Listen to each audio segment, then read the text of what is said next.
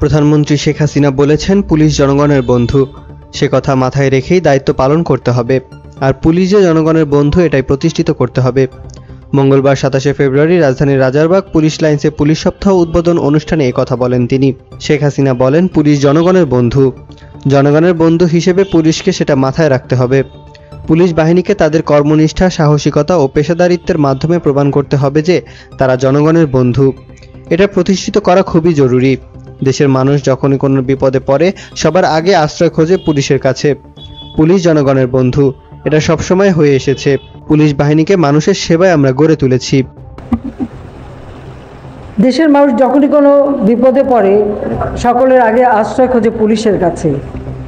কাজে পুলিশ জনগণের বন্ধু, এটা সবসময় চলে আসছে এবং সেটাই প্রতিষ্ঠা করা একান্তভাবে দরকার। সে কারণে আমি মনে করি আমাদের পুলিশ বাহিনী তাদের পেশাদারিত্ব, সততা, নিষ্ঠা, দক্ষতা ও নিরপেক্ষতা, ত্যাগ, বীরত্ব, দেশপ্রেমে, মানবীয় মূল্যবোধ নিয়েই জনগণের সেবা করবে। পুলিশ বাহিনীকে আমরা সেভাবে গড়ে তুলছি।